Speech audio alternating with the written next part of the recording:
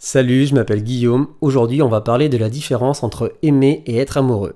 Je vais te raconter l'histoire qu'il y a derrière la chanson Pour toi et moi. C'est une chanson que j'ai composée quand j'avais 21 ans et je l'ai postée il y a 3 jours sur ma chaîne. Si tu ne l'as pas encore écoutée, voici un petit extrait pour te donner envie de l'écouter. Je t'ai proposé de s'asseoir et discuter. Tu as accepté sans même hésiter. Pendant qu'on parlait, je t'ai pris la main et l'on s'est embrassé jusqu'au petit matin. Mais qui saura, qui nous dira si ça marchera pour toi et moi? Mais qui saura, qui nous dira si ça marchera pour toi et moi? Passons maintenant à la story time. On était fin février, je vais à une soirée étudiante avec mes amis, j'étais en train de danser, et là, je vois une fille passer devant moi, hyper canon, des yeux magnifiques, des yeux bleus, blonde, j'adore les blondes. Elle passe devant moi, tout de suite, coup de foudre immédiat, instantané. J'avais déjà eu des coups de foudre, mais là, c'était vraiment très intense. Et là, je me retourne, et je la vois aller dans un carré VIP, moi, je pouvais pas y aller. Donc, je pouvais pas aller lui parler. Ce que je fais, c'est que du coup, je m'assois et je la regardais fixement. Alors, c'est vrai que j'ai les yeux marrons, alors quand je regarde fixement, ça peut faire peur. Mais là, je la regardais vraiment, j'étais là, je détournais pas mon regard, c'est comme ça, j'attendais en fait de croiser son regard. Et à un moment donné, elle me regarde. Et là, pareil, elle aussi, elle a eu un coup de foudre. Enfin, elle me l'a dit après. C'est-à-dire, tout de suite, je lui ai plu. Elle m'avait pas vu au début, mais là, en tout cas, je lui plaisais. Et là, je la vois, du coup, elle sort du carré VIP, elle va pour danser. Moi, je viens aussi pour danser. Je vais la voir, je lui dis, on danse. Et elle me dit, d'accord. C'était du rock. Donc du coup, c'était bien parce que moi, bon, je suis assez bon en rock. Et l'avantage du rock, c'est une danse à deux, donc on est en contact. Ça, c'est super. Donc on commence à danser, le feeling passe bien. Et à la fin de la chanson, je lui propose une deuxième danse. Et la fille, elle dit oui. Alors, faut savoir que pour un mec, quand une nana dit danse 2 fois avec lui, ça veut dire que c'est validé, hein. Pour moi, c'était clair qu'on allait sortir ensemble.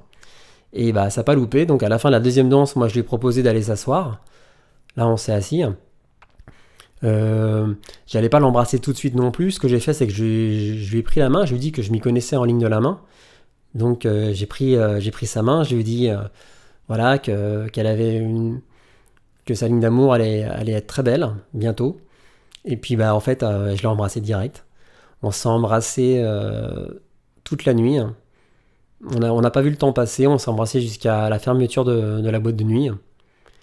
Et au petit matin, en fait, elle était en voiture, elle m'a déposé chez moi. Elle est restée aussi chez moi. On a passé la nuit ensemble. Alors on n'a pas fait l'amour, mais en tout cas on a dormi ensemble, on s'est embrassé, on s'est câliné toute la nuit. Enfin toute la nuit non, parce que c'était le matin quand on est arrivé chez moi, mais je dirais jusqu'à midi quoi. Et c'était vraiment incroyable, c'était génial. Et, euh, et donc voilà, ça c'était le début de notre relation. Donc après on est resté ensemble pendant 3 ans. Il y a eu des hauts et des bas. En tout on a cassé 3 fois. La première fois, je l'ai raconté dans une vidéo la semaine dernière. La deuxième fois, je ne l'ai pas raconté, mais bon voilà.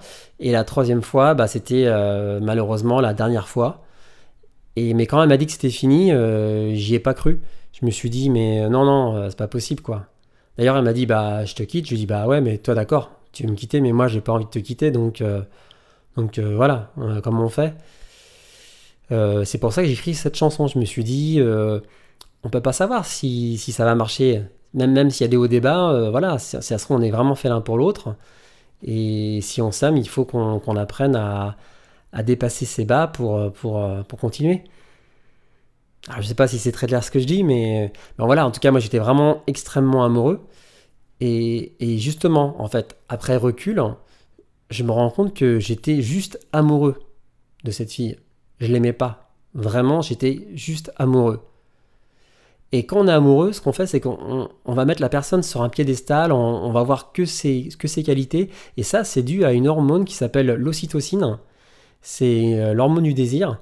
Et du coup, ça, on a une illusion, on a l'impression qu'on a trouvé la personne parfaite, on voit que ses qualités, on voit pas ses défauts, et quand l'hormone commence à diminuer, voire disparaître, ça arrive au bout de 2-3 ans, du coup on n'a plus cette passion, on n'a plus ce feu intérieur pour elle. Et c'est là qu'il faut faire la transition.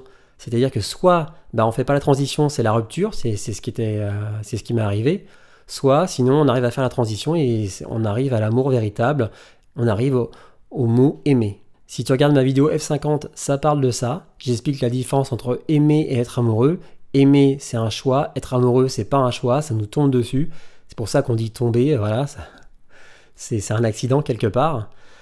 Donc moralité, c'est à toi de savoir en fonction de ce que tu as envie, en fonction de tes projets de vie, si tu as envie de choisir ou pas d'avoir une relation qui aboutira à un amour véritable. Ou si ça sera juste quelque chose de temporaire, mais aussi quelque chose de magnifique. Donc ça, c'est à toi de le savoir. Cette vidéo est terminée, je te donne rendez-vous lundi prochain à 18h pour une nouvelle chanson.